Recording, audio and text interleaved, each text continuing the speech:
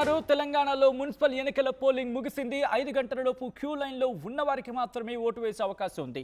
ఎల్లుండి ఉదయం 8 గంటల నుంచి కౌంటింగ్ మొదలు కాబోతోంది. ఇవాళ రాష్ట్ర వ్యాప్తంగా 116 మున్సిపాలిటీలు 7 కార్పొరేషన్లలో పోలింగ్ జరిగింది.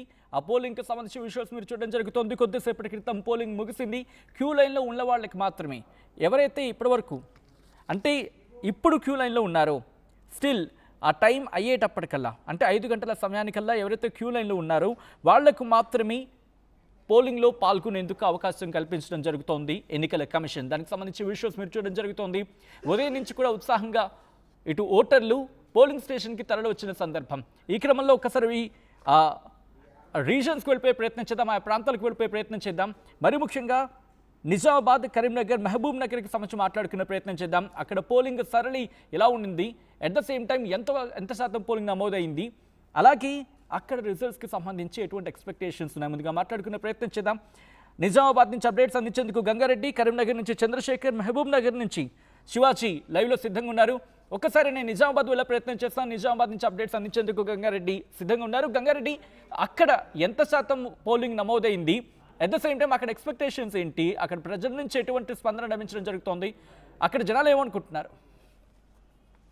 నిజామాబాద్ జిల్లాలో ఏదైతే 7 మున్సిపాలిటీలో ఒక కార్పొరేషన్ ఉంది, ఆ కార్పొరేషన్ కి సంబంధించి ఎన్నికలు సజావుగా సాగాయి. దీనికి అంతర్గత ఉదయం నుండి పోలింగ్ ప్రశాంతంగా కొనసాగేందుకు పోలీసులు అయితే అన్ని ఏర్పాటు చేశారు. కానీ సాయంత్రం 3 గంటల వరకు వచ్చిన పోలింగ్ శాతాన్ని బట్టి చూస్తే ఆర్మూర్ మున్సిపాలిటీలో 60.07% నమోదైంది. అదేవిధంగా బోధన్ మున్సిపాలిటీలో 61.77% నమోదైంది. భీమ్గల్ మున్సిపాలిటీలో 63.65% నమోదైంది. నిజామాబాద్ కార్పొరేషన్ లో 43.18% నమోదైంది. నిజామాబాద్ జిల్లాలో ఓవరాల్ గా చూసుకుంటే 48.55% నమోదైందని చెప్పొచ్చు. మరోవైపు కామారెడ్డి జిల్లాలో 3 గంటల వరకు వచ్చిన పోలింగ్ శాతాన్ని చూసుకుంటే 64.43% నమోదైంది. బిచ్కుందలో 71.82% నమోదైంది. కామారెడ్డిలో 56.3% నమోదైంది. ఎల్లారెడ్డిలో 69.16% నమోదైంది.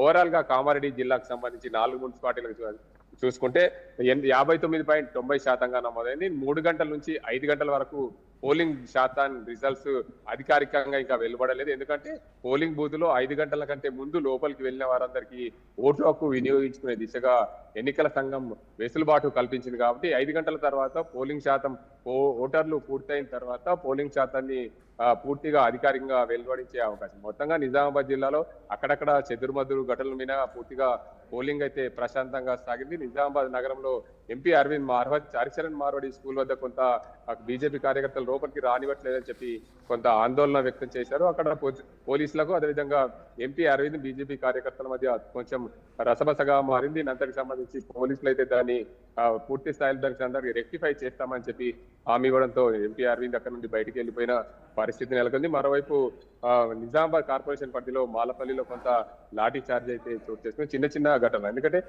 కార్యకర్తలు బయటికి పంపించేటప్పుడు కొంచెం తోపులాట జరిగిన నేపథ్యంలో చిన్నగా లాఠీ చార్జ్ చేసినట్లు చేసి పోలీసులు అందరినీ చెదురుమదురు వెళ్ళగొట్టిన పరిస్థితి నెలకొంది. మరోవైపు బోధన్లోని రకాస్పేటలో 3 పార్టీలు బీజేపీ, కాంగ్రెస్, ఎంఐఎం ముగ్గురు కూడా హోరాహోరీగా నినాదాలు చేస్తున్న క్రమంలో దానికి అందరికి సంబంధించి అక్కడ పోలీసులు దగ్గరున్న పోలీసులు అందరినీ కూడా అక్కడ నుండి వెళ్ళగొట్టి కొంచెం గొడవ సద్దుమణిగే దిశగా ప్రయత్నాలు అయితే చేశారు. ముఖ్యంగా కామారెడ్డి జిల్లాలో ఈ ఘటనలన్నీ జరిగిన కామారెడ్డి జిల్లాకు వెళ్తే ఎల్లారెడ్డి నియోజకవర్గంలో మాజీ ఎమ్మెల్యే జాజల సురేందర్ అక్కడ మా బీజేపీ మా బీఆర్ఎస్ కార్యకర్తలను లోపలికి రానివ్వట్లేదు, వారందరూ ఓటర్లుగా వారైతే ఎవరు ఉన్నారో వారందరూ కూడా నాన్ లోకల్ అని చెప్పి కాంగ్రెస్ కార్యకర్తలు, కాంగ్రెస్ సంబంధించిన ఏజెంట్లు లోపల ఓటు ఇయ్యట్లేదని చెప్పి ఆయన పోలింగ్ బూత్ వద్ద ఆందోళన చేపట్టారు. రస్తారోకో కూడా చేసిన పరిస్థితి. పోలీసులు అతన్ని అరెస్ట్ చేసి గోపాలరావు పోలీస్ స్టేషన్ కు తరలించారు. తర్వాత విడుదల చేసిన పరిస్థితి. ఏదేమైనప్పటికీ అక్కడక్కడ కొన్ని ఘటనలు చేస్తారు. బాన్స్వాడలో కూడా పూర్తిగా పోలీసు ఒక కానిస్టేబులే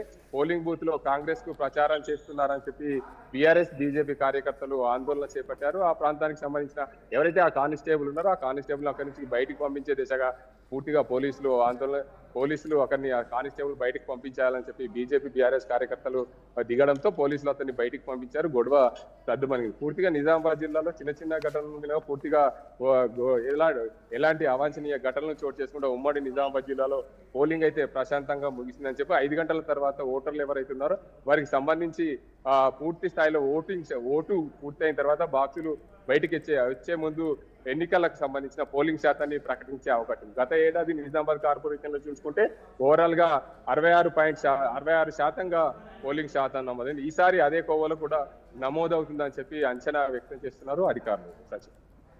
ఆల్ రైట్, గంగారెడ్డి, నిజామాబాద్ గురించి మాట్లాడుకున్న సందర్భంలో మీరు అన్నట్టుగా కొద్దిసేపటి క్రితం అక్కడ చెదురుముదురు ఘటనలు చోటు చేసుకున్న క్రమంలో మరి ముఖ్యంగా బీఆర్ఎస్ వర్సెస్, ఎందుకంటే అక్కడ బీఆర్ఎస్ వర్సెస్ కాంగ్రెస్ లీడర్గా మారింది అంటూ కూడా మాట్లాడుకుంటున్న క్రమంలో ప్రస్తుతం ఆ ఇష్యూ ఇంపాక్ట్ ఏమైనా అక్కడ కంటిన్యూ అవుతుందా? కొన్ని ప్రాంతాల్లో ఇంకా అటువంటి ఇష్యూస్ ఏమైనా కంటిన్యూ అవుతున్నాయా? ఈ ఘటన చోటు చేసుకుని మధ్యాహ్నం సంబంధించి పూర్తి స్థాయిలో ఆ ఘటనకు సంబంధించి ఎల్లారెడ్డి మాజీ ఎమ్మెల్యే జాజాల సురేందర్ ధర్నా చేపట్టారు. దానికి సంబంధించి పూర్తి స్థాయిలో పోలీసులు అతని ధర్నా నుంచి విరమింపజేసి ఆ గోపాలరావు పోలీస్ స్టేషన్ దగ్గరున్న గోపాలరావు పోలీస్ స్టేషన్ కు తరలించిన పరిస్థితి. ఎందుకంటే అక్కడ ఒక మాజీ ఎమ్మెల్యే అక్కడ ఉండడంతో కార్యకర్తలు భారీగా మోహరిస్తారు. దానివల్ల ఎన్నికలకు ఇబ్బంది అవుతుంది, పోలింగ్ కు ఇబ్బంది అవుతుందనే క్రమంలో కామారెడ్డి పోలీసులు పూర్తి స్థాయిలో మాజీ ఎమ్మెల్యేను అరెస్ట్ చేసి అక్కడ నుంచి వేరే పోలీస్ స్టేషన్ తరలించి పోలింగ్ పూర్తయిన తర్వాత విడుదల చేసినట్టు తెలుస్తుంది. ఆల్ రైట్, ఒకసారి మీరు లైన్లో ఉండే ప్రయత్నం చేయండి గంగారెడ్డి. కరీంనగర్ వెళ్ళే ప్రయత్నం చేద్దాం. కరీంనగర్లో ఇక్కడ ఉద్రిక్త వాతావరణం నెలకొంది. మరి ముఖ్యంగా మాజీ మంత్రి గంగుల కమలాకర్ వర్సెస్ అక్కడ కాంగ్రెస్గా మారింది వ్యవహారం అంటూ కూడా మాట్లాడుకుంటున్న క్రమంలో, మరి ముఖ్యంగా గంగుల వర్సెస్ పోలీసులుగా మారింది అక్కడ వ్యవహారం అంటూ కూడా చర్చించుకుంటున్న క్రమంలో ప్రస్తుతం పరిస్థితి ఏంటి? అట్ ద సేమ్ టైం అక్కడ పోలింగ్ సరళ ఏ విధంగా ఉంది? డీటెయిల్స్ అందించేందుకు చంద్రశేఖర్ లైవ్లో సిద్ధంగా ఉన్నారు. చంద్రశేఖర్ దగ్గరికి వెళ్ళే ప్రయత్నం చేస్తున్నాను. చంద్రశేఖర్, ప్రస్తుతం కరీంనగర్లో ఎటువంటి పరిస్థితి ఉంది? ఎంత మేరకు పోలింగ్ నమోదైంది? ఎంత పోలింగ్ నమోదే అవకాశం ఉందని చెప్పి అంచనాలు ఉన్నాయి? ఎస్ సచిన్, ఉదయం 7 గంటల నుంచి ఆసక్తికరంగా ఓటర్లు తమ యొక్క పోలింగ్ బూత్లకి, పోలింగ్ సెంటర్లకి బారులు తీరారు. ఉదయం దాదాపు 9 గంటల వరకు చాలా చురుకుగా పాల్గొన్నటువంటి ఓటర్లు తర్వాత క్రమంగా పుంజుకున్నారు. దీనికి సంబంధించి ఇప్పటికి మనకి 3 గంటల వరకు అందినటువంటి డేటా ప్రకారం కరీంనగర్ కార్పొరేషన్ పరిధిలో 51% ఓటు పోలింగ్ పర్సెంటేజ్ నమోదైంది. అప్రాక్సిమేట్లీ 70% వరకు చేరుకునేటువంటి అవకాశం ఉంది. మరికొద్ది సేపట్లో పూర్తిగా క్లారిటీ అధికారికంగా వచ్చేటువంటి అవకాశాలు కనబడుతున్నాయి. మరొక వైపు జమ్మికుంట మున్సిపాలిటీకి సంబంధించి 3 గంటల వరకు ఉన్నటువంటి డేటా ఒక్కసారి పరిశీలిస్తే 65% ఉంది. దీన్ని 75 నుంచి 80% వరకు వచ్చేటువంటి అవకాశాలు స్పష్టంగా కనబడుతున్నాయి. ఈ దఫా హుజరాబాద్లో 70% ఆల్రెడీ క్రాస్ అయిపోయింది. 3 గంటల వరకే ఇది కాస్త 80% వరకు చేరుకునేటువంటి అవకాశాలు కనబడుతున్నాయి. ఇక చొప్పదండికి వచ్చేసరికి 74% నమోదైంది. ఇది 80% దాటేటువంటి అవకాశాలు కనబడుతున్నాయి. ఇక పెద్దపల్లి జిల్లా విషయానికి వస్తే 3 గంటల వరకు ఉన్నటువంటి పోలింగ్ పర్సెంటేజ్ 65% అప్పటికే నమోదైంది. ఇది 75 వరకు చేరేటువంటి అవకాశం ఉందని ఎన్నికల అధికారులు చెప్తున్నటువంటి పరిస్థితి. మంథనికి వచ్చేసరికి 3 గంటలకు ఉన్నటువంటి పర్సెంటేజ్ 70% నమోదైంది. 75% నుంచి 80% వరకు చేరుకునేటువంటి అవకాశాలు కనబడుతున్నాయి. రామగుండం కార్పొరేషన్ పరిధిలో కేవలం 57% నమోదైంది. 3 గంటల వరకు ఉన్నటువంటి డేటాను ఒకసారి పరిశీలిస్తే ఇది కాస్త 65-67% వరకు రీచ్ అయ్యేటువంటి అవకాశాలు కనబడుతున్నాయి. ఇక సుల్తానాబాద్ విషయానికి వస్తే 60% వరకు నమోదైంది. 70% వరకు, అంటే ఓవరాల్ గా మనకు ఉమ్మడి కరీంనగర్ జిల్లా వ్యాప్తంగా కరీంనగర్ కార్పొరేషన్, రామగుండం కార్పొరేషన్, అలాగే చొప్పదండి, హుజరాబాద్, జమ్మికుంట ఈ ప్రాంతాలకు సంబంధించినటువంటి పర్సెంటేజ్ అప్రాక్సిమేట్లీ యావరేజ్ గా 75 నుంచి 80% చాలా ప్రాంతాల్లో నమోదయ్యేటువంటి అవకాశాలు ఉంది. ముఖ్యంగా కార్పొరేషన్లు అయినటువంటి రామగుండంలో, కరీంనగర్లో కొద్దిగా ఈ మున్సిపాలిటీలతో కంపేర్ చేస్తే తక్కువగా నమోదైందని చెప్పుకోవచ్చు. ఇక జగిత్యాల, కోరుట్ల, మెట్పల్లి, ధర్మపురి, రాయకల్ ఈ ప్రాంతాల్లో సైతం 70% పైగా నమోదైంది. ఇది కాస్త 75-80% రీచ్ అయ్యేటువంటి అవకాశాలు స్పష్టంగా కనబడుతున్నాయి. ఇక వేములవాడ, సిరిసిల్ల ప్రాంతానికి వచ్చేసరికి 2 మున్సిపాలిటీల్లో సైతం అక్కడ 70% పైగా నమోదయ్యేటువంటి అవకాశాలు స్పష్టంగా కనబడుతున్నాయి. మరొక వైపు సిద్దిపేట జిల్లా హుస్నాబాద్ లో సైతం పర్సెంటేజ్ బాగానే ఉన్నటువంటి పరిస్థితి, 70% రీచ్ అయిపోయి క్రాస్ అయినటువంటి పరిస్థితి.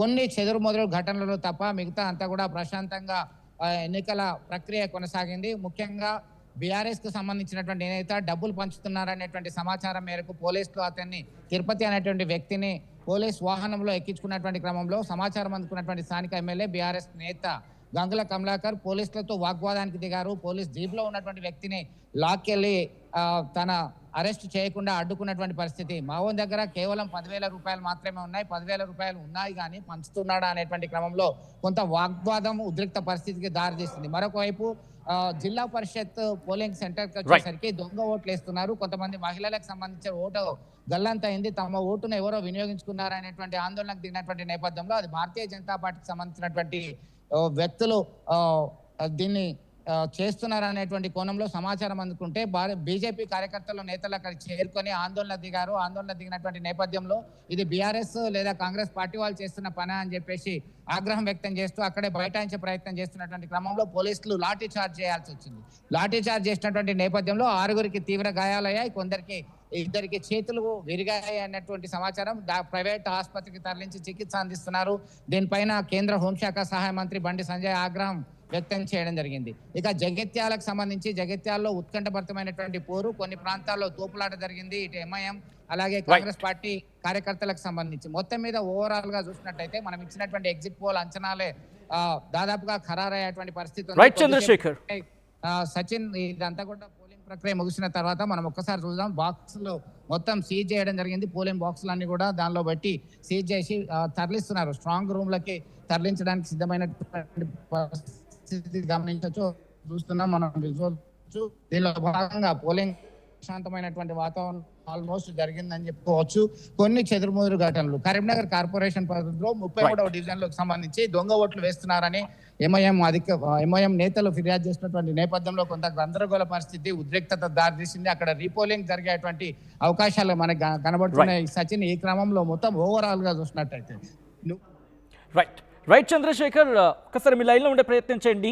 నేరుగా మహబూబ్ నగర్ వెళ్ళిపోతాం. మహబూబ్ నగర్ నుంచి అప్డేట్స్ అందించేందుకు శివాజీ లైవ్లో జాయిన్ అవుతున్నారు. శివాజీ, మహబూబ్ నగర్లో పరిస్థితి ఏంటి? అక్కడ ఏ మేరకు పోలింగ్ నమోదైంది?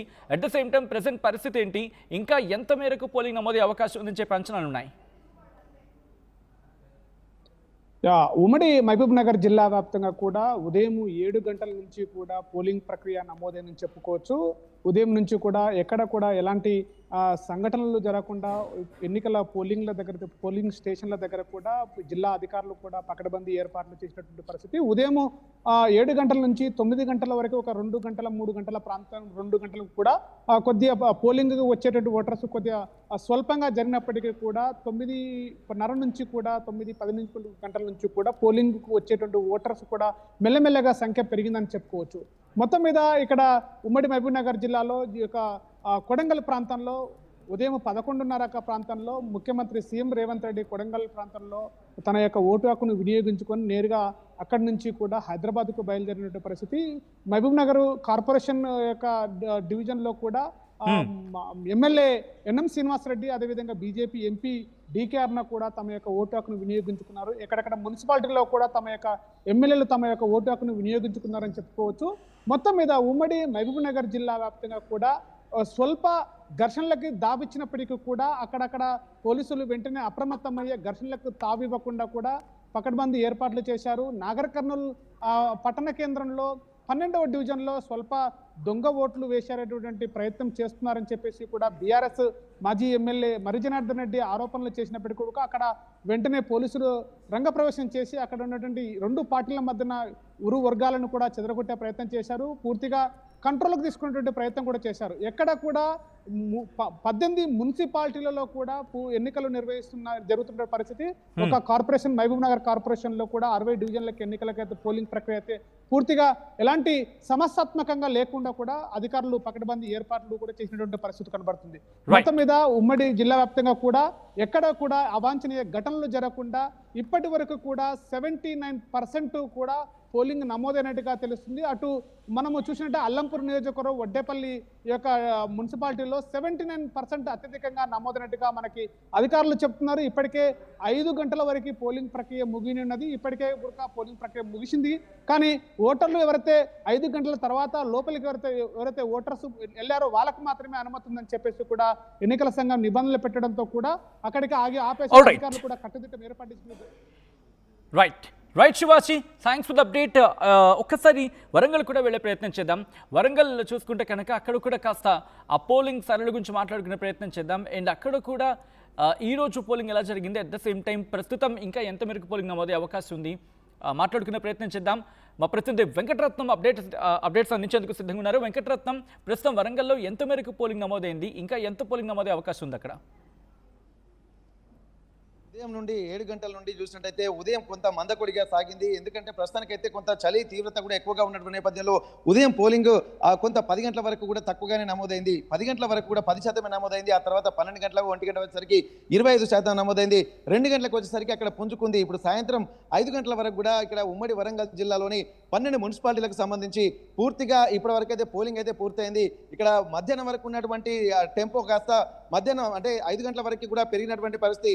ఇప్పటి వరకు ఒక్కొక్క మున్సిపాలిటీలకు సంబంధించి పరిశీలించినట్టయితే ఇక్కడ జనగామ జిల్లాకు సంబంధించినట్టయితే మొత్తం జనగామలో 69% పోలింగ్ నమోదైంది. ఇక్కడ వర్ధనపేట మున్సిపాలిటీలకు సంబంధించి 77%, అలాగే నర్సంపేటలో 74.71%, పరకాలలో 73.15%, అలాగే భూపాలపల్లిలో 58.81%, ములుగులో 72.84%, మహబూబాబాద్లో 66.62%, అలాగే కేసముద్రంలో కూడా 79.5%, ఇక్కడ డోర్నకల్లో 73%, మరిపెడలో 79.65%, తొర్రూరులో 68.93%, అలాగే స్టేషన్ గన్పూర్లో మాత్రం 84.5% నమోదైంది. అంటే ముఖ్యంగా స్టేషన్ గన్పూర్లో అత్యధికంగా 84.5%, అలాగే ఇక్కడ భూపాలపల్లిలో మాత్రం అతి తక్కువగా 58.81% పోలింగ్ నమోదైంది. దీనికి సంబంధించి ఇక్కడ కొన్ని చెదురుమదురు ఘటనలు కూడా జరిగాయి. ఎందుకంటే ఇక్కడ బలాబలాల మీద కూడా పార్టీలు కూడా ప్రతిష్టాత్మకంగా తీసుకున్న నేపథ్యంలో వర్ధన్నపేటలో కూడా ఇక్కడ బీఆర్ఎస్ సంబంధించి అలాగే బీజేపీకి సంబంధించినటువంటి కొంత సందిగ్ధ పరిస్థితులు నడమ ఇక్కడ బీజేపీ మాజీ ఎమ్మెల్యే కొండేటి శ్రీధర్, వర్ధన్నపేట మాజీ ఎమ్మెల్యే కొండేటి శ్రీధర్ పై కూడా పోలీసులు కొంత దురుసు ప్రవర్తన చేస్తారంటూ ఆందోళన జరిగినటువంటి నేపథ్యంలో ఇక్కడ బీఆర్ఎస్ అలాగే బీజేపీ కార్యకర్తలు నాయకులు కూడా ఇక్కడ బైఠాయించి నిరసన తెలిపినటువంటి పరిస్థితి. అలాగే మహబూబాబాద్ లో కూడా ఈ పోలింగ్ బూత్లకి వేరే వాళ్ళని అనుమతిస్తున్నారంటూ ఇక్కడ బీఆర్ఎస్ కాంగ్రెస్ మధ్య గొడవ జరిగినటువంటి పరిస్థితి. జనగామ జిల్లాలో ఇక్కడ సెయింట్ మారియా దగ్గరికి వచ్చేసరికి జనగామ ఎమ్మెల్యే పల్లా రాజేశ్వరరెడ్డి ఇక్కడ పోలింగ్ బూత్కి వస్తున్నటువంటి సమయంలో కొంతమంది బీజేపీ నాయకులు అడ్డుకున్నటువంటి పరిస్థితి. ఇట్లాంటి చెదురుమదురు ఘటనలు మినహా మొత్తం అధికారులు కూడా పూర్తిగా ఒక 85% పోలింగ్ నమోదు కావడం లక్ష్యంగా పెట్టుకున్నటువంటి పరిస్థితి. కానీ ఈసారి అనుకున్నంత మాత్రం జరగలేదు. ఇక్కడ పోయినసారి మాత్రం 75% పైగా పోలింగ్ నమోదైనటువంటి నేపథ్యంలో ప్రస్తుతానికైతే ఇక్కడ అనుకున్నటువంటి అంచనాల్ని అందుకోలేకపోవడాన్ని కూడా గమనించాల్సింది. అధికారులు కూడా తీసుకున్నటువంటి నిర్ణయం కొంత సత్ఫలితాలు ఇస్తా అనుకున్నారు. కానీ మొత్తానికైతే ఇక్కడ పోలింగ్ మాత్రం సజావుగానే సాగింది. ఎల్లుండి అంటే 13వ తారీఖు కూడా ఈ పోలింగ్ కి సంబంధించినటువంటి కౌంటింగ్ మొదలు కానుంది. దీనికి సంబంధించి వేరియస్ ప్లేసెస్ ను కూడా ఫిక్స్ చేసినటువంటి పరిస్థితి. Sachin, all right, thanks for the update Venkataratnam. మొత్తంగా అయితే మాత్రం తెలంగాణలో ఎన్నికలు గురించి మాట్లాడుకుంటున్న సందర్భం మరి ముఖ్యంగా 116 మున్సిపాలిటీలు 7 కార్పొరేషన్లకు ఈరోజు ఎన్నికలు జరిగాయి. కొన్ని ప్రదేశాల్లో కొన్ని ప్రాంతాల్లో చెదురుముదురు ఘటనలు చోటు చేసుకున్నాయి. అక్కడ పరిస్థితిని అదుపులోకి తీసుకొచ్చేందుకు పోలీసులు రంగప్రవేశం చేయాల్సి వచ్చింది. అండ్ విజువల్స్ మీరు చూడడం జరుగుతోంది. పోలింగ్ స్టేషన్స్ దగ్గర ఎటువంటి వాతావరణం ఉండింది అనేది. మరి ముఖ్యంగా ఉదయం కాస్త మందుకొడిగా ప్రారంభం అయినప్పటికీ రాను రాను కాస్త పుంజుకుంది. మధ్యాహ్నం కాస్త ఆ పోలింగ్ సరళి పెరిగిన పరిస్థితి. ఆ తర్వాత ఈవినింగ్ టైంకి ఇప్పటికీ కొంతమంది క్యూ లైన్లో ఉన్నారు. క్యూ లైన్లో ఉన్నవాళ్ళు పోలింగ్లో పాల్గొనబోతున్నారు. ఎవరైతే క్యూ లైన్స్లో ఉన్నారో సాయంత్రం 5 గంటల వరకు ఎవరైతే క్యూ లైన్లో ఉన్నారో వాళ్ళకి ఓటింగ్లో పాల్గొనేందుకు మాత్రం అక్కడ అధికారులు ఏర్పాట్లు చేయడం జరిగింది. వాళ్ళకి అవకాశం ఇస్తున్న పరిస్థితి. ఈ క్రమంలో ప్రస్తుతం ఎవరు ఎన్ని సీట్లను దక్కించుకునే అవకాశం ఉంది? ఇటు కాంగ్రెస్ ఎన్ని మున్సిపాలిటీని కైవసం చేసుకోవచ్చు, బీఆర్ఎస్ ఎన్ని మున్సిపాలిటీని కైవసం చేసుకోవచ్చు, అలాగే కార్పొరేషన్లకు సంబంధించి కాంగ్రెస్ ఎన్ని కైవసం చేసుకోవచ్చు, బీఆర్ఎస్ ఎన్ని కైవసం చేసుకోవచ్చు. భారతీయ జనతా పార్టీ ప్రభావం చూపిస్తుందా, లేకపోతే భారతీయ జనతా పార్టీ అనూహ్యంగా రంగంలోకి వచ్చే అవకాశం ఉందనుకుంటున్నారా? మీ అభిప్రాయం ఏంటనేది కామెంట్ చేసే ప్రయత్నం చేయండి. అసలైన తొలి వెలుగు. ఫాలో వాట్సాప్ @తొలి వెలుగు official.